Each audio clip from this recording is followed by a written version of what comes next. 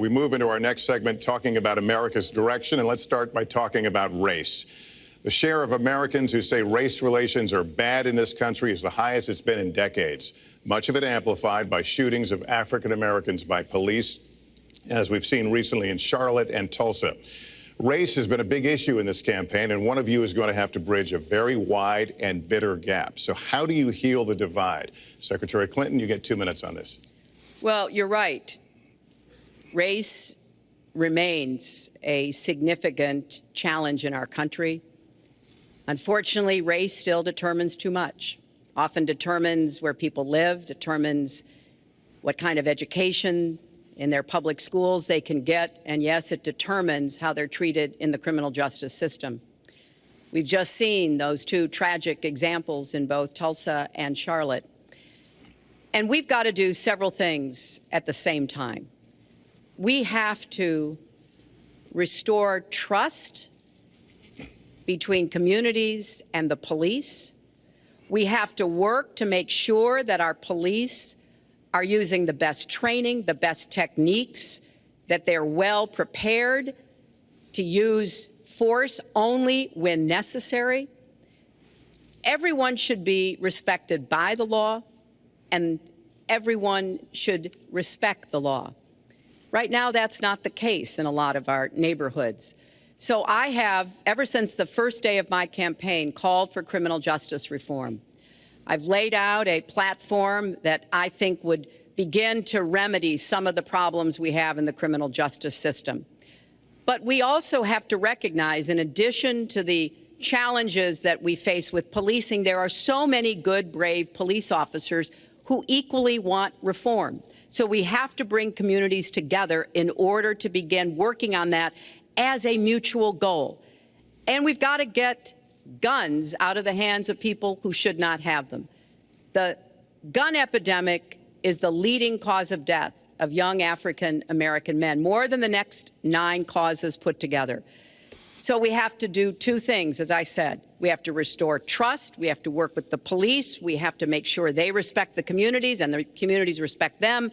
And we have to tackle the plague of gun violence, which is a big contributor to a lot of the problems that we're seeing today. All right, Mr. Trump, you have 2 minutes. How do you heal the divide? Well, first of all, Secretary Clinton doesn't want to use a couple of words, and that's law and order. And we need law and order. If we don't have it, we're not going to have a country. And when I look at what's going on in Charlotte, a city I love, a city where I have investments, when I look at what's going on throughout various parts of our country, whether it's, I can just keep naming them all day long. We need law and order in our country. And I just got today, as you know, the endorsement of the Fraternal Order of Police. We just came in. We have endorsements from, I think, almost every police group, a large percentage of them in the United States. We have a situation where we have our inner cities, African Americans, Hispanics, are living in hell because it's so dangerous. You walk down the street, you get shot. In Chicago, they've had thousands of shootings, thousands, since January 1st, thousands of shootings. And I'm saying, where is this? Is this a war-torn country? What are we doing? And we have to stop the violence. We have to bring back law and order. In a place like Chicago, where thousands of people have been killed, thousands over the last number of years. In fact, almost 4,000 have been killed since Barack Obama became president. Almost 4,000 people in Chicago have been killed. We have to bring back law and order.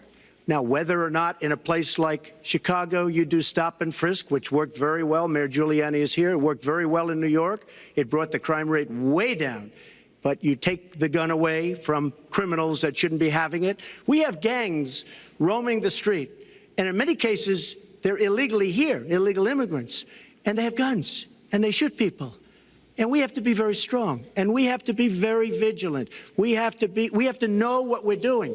Right now, our police, in many cases, are afraid to do anything. We have to protect our inner cities because African American communities are being decimated by crime. Your 2 minutes has expired, but I do want to follow up. Stop and frisk was ruled unconstitutional in New York because it largely singled out Black and Hispanic young men. No, you're wrong. It went before a judge who was a very against police judge. It was taken away from her, and our new mayor, refused to go forward with the case. They would have won an appeal. If you look at it throughout the country, there are many places where the argument is that it's a form of racial profiling. No, the argument is that we have to take the guns away from these people that have them and that are bad people that shouldn't have them. These are felons. These are people that are bad people that shouldn't be. When you have 3,000 shootings in Chicago from January 1st, when you have 4,000 people killed in Chicago by guns from the beginning of the presidency of Barack Obama, his hometown, you have to have stop and frisk. You need more police. You need a better community relation. You don't have good community relations in Chicago. It's terrible. I have property there. It's terrible what's going on in Chicago. But when you look, and Chicago's not the only, you go to Ferguson, you go to so many different places. You need better relationships. I agree with Secretary Clinton on this. You need better relationships between the communities and the police, because in some cases it's not good. But you look at Dallas, where the relationships were really studied. The relationships were really a beautiful thing. And then 5 police officers were killed one night very violently. So there's some bad things going on, some really bad things. Secretary Clinton, but we need, Lester, we need law and order. And we need law and order in the inner cities, because the people that are most affected by what's happening are African American and Hispanic people. And it's very unfair to them what our politicians are allowing to happen. Secretary Clinton. Well, I've heard Donald say this at his rallies, and it's really unfortunate that he paints such a dire, negative picture of Black communities in our country. You know, the vibrancy of the Black church, the Black businesses that employ so many people, the opportunities that so many families are working to provide for their kids. There's a lot that we should be proud of and we should be supporting and lifting up. But we do always have to make sure we keep people safe. There are the right ways of doing it, and then there are ways that are ineffective. Stop and frisk was found to be unconstitutional, and in part because it was ineffective. It did not do what it needed to do. Now, I believe in community policing, and in fact, violent crime is 1/2 of what it was in 1991. Property crime is down 40%. We just don't want to see it creep back up. We've had 25 years of very good cooperation, but there were some problems, some unintended consequences. Too many young African American and Latino men ended up in jail for nonviolent offenses, and it's just a fact that if you're a young African American man and you do the same thing as a young white man, you are more likely to be arrested, charged, convicted, and incarcerated. So we've got to address the systemic racism in our criminal justice system. We cannot just say law and order. We have to say we have to come forward with a plan that is going to divert people from the criminal justice system, deal with mandatory minimum sentences, which have put too many people away for too long for doing too little. We need to have more second chance programs. I'm glad that we're ending private prisons in the federal system. I want to see them ended in the state system. You shouldn't have a profit motivation to fill prison cells with young Americans. So there are some positive ways we can work on this. And I believe strongly that common sense gun safety measures would assist us right now. And this is something Donald has supported along with the gun lobby. Right now, we've got too many military-style weapons on the streets. In a lot of places, our police are outgunned.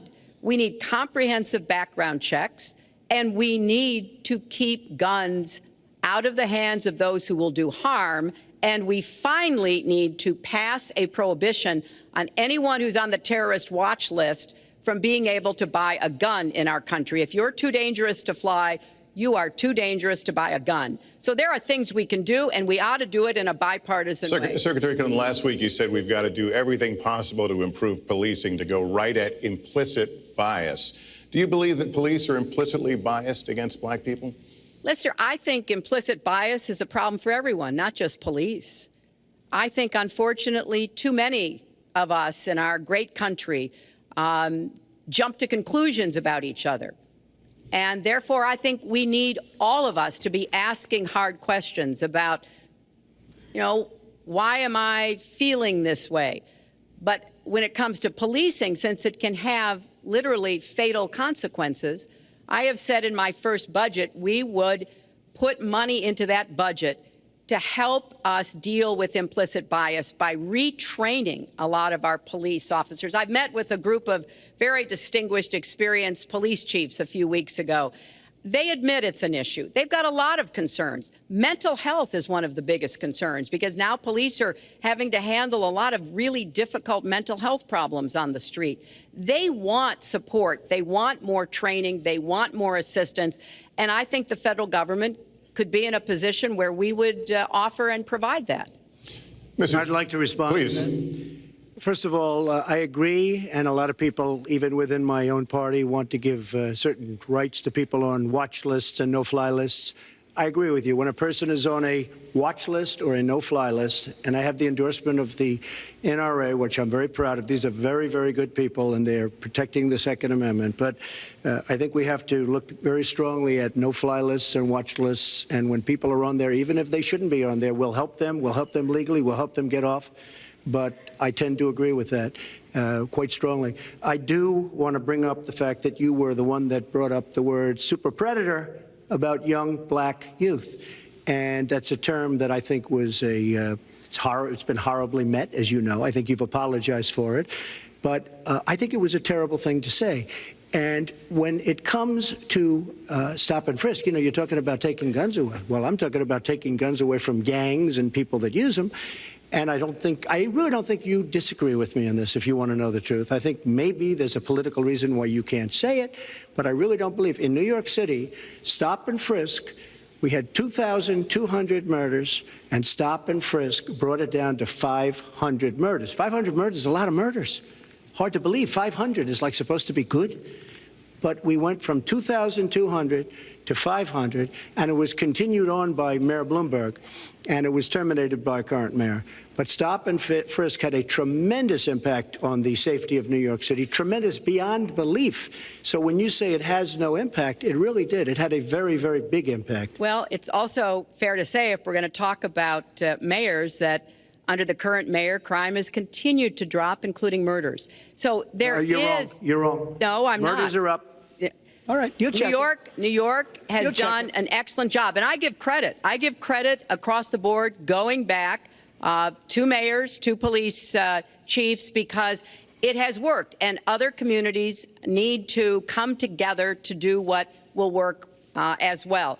Look, one murder is too many, but it is important that we learn about what has been effective and not go to things that sound good that really did not have the kind of impact that we would want. Who disagrees with keeping neighborhoods safe? But let's also add, no one should disagree about respecting the rights of young men who live in those neighborhoods. And so we need to do a better job of working again with the communities, faith communities, business communities, as well as the police, to try to deal with this problem. This conversation is about race, and so, Mr. Trump, I have to ask you. But I'd like to just respond, if I might. Please, 20 seconds. I'd just like to respond. Please respond, then I've got to follow up. Look, the African-American community has been let down by our politicians. They talk good around election time, like right now, and after the election, they said, see you later, I'll see you in 4 years. The African-American community, look, the community within the inner cities has been so badly treated. They've been abused and used in order to get votes by Democrat politicians because that's what it is. They've controlled these communities for up to 100 years. Mr. Trump, let me... Well, Unbroken. I And I will tell you, you look at the inner cities, and I just left Detroit, and I just left Philadelphia, and you've seen me. I've been all over the place. You decided to stay home, and that's okay. But I will tell you, I've been all over, and I've met some of the greatest people I'll ever meet within these communities, and they are very, very upset with what their politicians have told them and what their politicians have done. Mr. Trump, I think Donald just criticized me for preparing for this debate. And yes, I did. And you know what else I prepared for? I prepared to be president. And I think that's a good thing. Mr. Trump, for 5 years, you perpetuated a false claim that the nation's first black president was not a natural-born citizen. You questioned his legitimacy. In the last couple of weeks, you acknowledged what most Americans have accepted for years: the president was born in the United States. Can you tell us what took you so long? I'll tell you just very simple to say. Sidney Blumenthal works for the campaign and very close friend of Secretary Clinton. And her campaign manager, Patty Doyle, went to, during the campaign, her campaign against President Obama, fought very hard. And you can go look it up and you can check it out. And if you look at CNN this past week, Patty Solis Doyle was on Wolf Blitzer saying that this happened. Blumenthal sent McClatchy, highly respected reporter at McClatchy, to Kenya to find out about it. They were pressing it very hard. She failed to get the birth certificate. When I got involved, I didn't fail. I got him to give the birth certificate. So I'm satisfied with it, and I'll tell you why I'm satisfied with it. That was in because I want to 2011. get on to defeating ISIS, because I want to get on to creating jobs, because I want to get on to having a strong border, because I want to get on to things that are very important to me and that are very important to the country. I'll let you respond. It's important, but I just want to get the answer here. The birth certificate was produced in 2011. You continued to tell the story and question the president's legitimacy in 2012, 13, 14, 15, as recently as January. So the question is, what changed your mind? Well, nobody was pressing it. Nobody was caring much about it. I figured you'd ask the question tonight, of course, but nobody was caring much about it. But I was the one that got him to produce the birth certificate, and I think I did a good job. Secretary Clinton also fought it. I mean, now everybody in mainstream is going to say, oh, that's not true. Look, it's true. Sidney Blumenthal sent a reporter. You just have to take a look at CNN last week, the interview with your former campaign manager, and she was involved. But just like she can't bring back jobs, she can't produce. I'm sorry, I'm just going to follow up, and I will let you respond to that because there's a lot there. But we're talking about racial healing in this segment. What do you say to Americans? Well, it was I say nothing. I say nothing because I was able to get him to produce it. He should have produced it a long time before. I say nothing. But let me just tell you, when you talk about healing, I think that I've developed very, very good relationships over the last little while with the African-American community. I think you can see that. And I feel that they really wanted me to come to that conclusion, and I think I did a great job and a great service, not only for the country, but even for the president, in getting him to produce his birth certificate. Secretary Clinton. Well, just listen to what you heard. And clearly, as Donald just admitted, he knew he was going to stand on this debate stage and Lester Holt was going to be asking us questions, so he tried to put the whole racist birther lie to bed. But it can't be dismissed that easily. He has really started his political activity based on this racist lie that our first black president was not an American citizen. There was absolutely no evidence for it, but he persisted. He persisted year after year because some of his supporters, people that he was trying to bring into his fold, apparently believed it or wanted to believe it. But remember, Donald started his career back in 1973 being sued by the Justice Department for racial discrimination because he would not rent apartments in one of his developments to African Americans, and he made sure that the people who worked for him understood that was the policy. He actually was sued twice by the Justice Department. So he has a long record of engaging in racist behavior. And the birther lie was a very hurtful one. You know, Barack Obama is a man of great dignity, and I could tell how much it bothered him and annoyed him that this was being touted and used against him. But I like to remember what Michelle Obama said in her amazing speech at our Democratic National Convention. When they go low, we go high. And Barack Obama went high, despite Donald Trump's best efforts to bring him down. Mr. Trump, you can respond, then we're going to move on to the next segment. I would love to respond. First of all, I got to watch, in preparing for this, some of your debates against Barack Obama. You treated him with terrible disrespect. And I watched the way you talk now about how lovely everything is and how wonderful you are. It doesn't work that way. You were after him. You were trying to. You even sent out, or your campaign sent out, pictures of him in a certain garb, very famous pictures. I don't think you can deny that.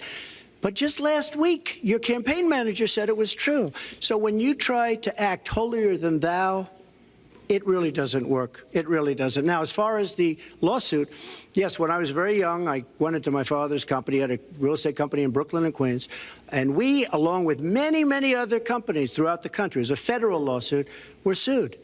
We settled the suit with no admission of guilt. It was very easy to do, but they sued many people. I notice you bring that up a lot, and I also notice the very nasty commercials that you do on me in so many different ways, which I don't do on you. Maybe I'm trying to save the money, but frankly, I look at that and I say, isn't that amazing? Because I settled that lawsuit with no admission of guilt. But that was a lawsuit brought against many real estate firms, and it's just one of those things. I'll go on one step further. In Palm Beach, Florida, tough community, a brilliant community, a wealthy community, probably the wealthiest community there is in the world. I opened a club and really got great credit for it. No discrimination against African Americans, against Muslims, against anybody. And it's a tremendously successful club, and I'm so glad I did it. And I have been given great credit for what I did, and I'm very, very proud of it. And that's the way I feel. That is the true way I feel.